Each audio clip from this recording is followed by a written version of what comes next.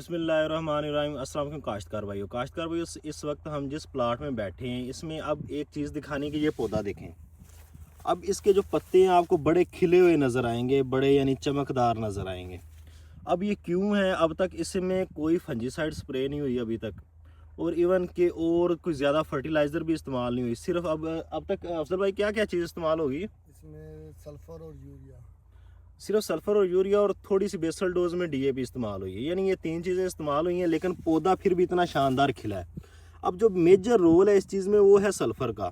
अब देखें, अब अच्छी आलू की फसल कौन सी होती है? जहाँ पे आपकी जो शाखें हैं, ये टिलर्स हैं, वो ज़्यादा निकले हों। यानी एक तो अच्छे सीड की निशानी भी है और अच्छी फसल की निशानी भी है ये वाली।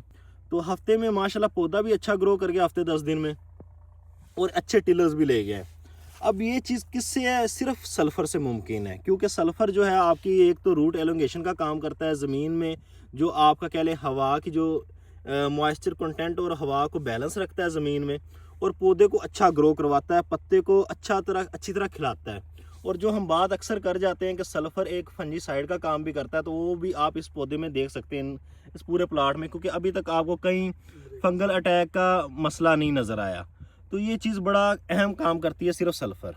और इस प्लाट में जो सल्फ़र है वो बेसिकली हमने 60% वाला इस्तेमाल किया था, दानेदार सल्फ़र, और नीचे यानी बेसल में ही करवाया था डीएपी के साथ ही। तो तकरीबन जो हमने डलवाया था वो तकरीबन 5 बैग यानी 3 एकड़ में डलवाए थे। यानी अब कह लें तो 15 से 20 केजी 1 एकड़ की डोज थी जो सल्फ़र की इसमें इस्तेमाल की गई है। तो उसका आपको बेहतरीन रिज़ल्ट आप देखने को मिल सकता है। सामने सारा प्लाट मैं आपको दिखा देता हूँ। तो कोशिश करें तमाम ज़िम्मेदार जिन्होंने नीचे सल्फ़र नहीं भी लगाया वो ऊपर लगाएं। कोई भी क्रॉप हो, चाहे वो आपकी आलू की हो, चाहे आपकी गंदम की फसल ही क्यों नहीं है, उसमें लाजमी नीचे बेसल में सल्फ़र लगाया करें, नहीं तो ऊपर लाजमी सल्फ़र इस्तेमाल करें। जज़ाकल्लाह।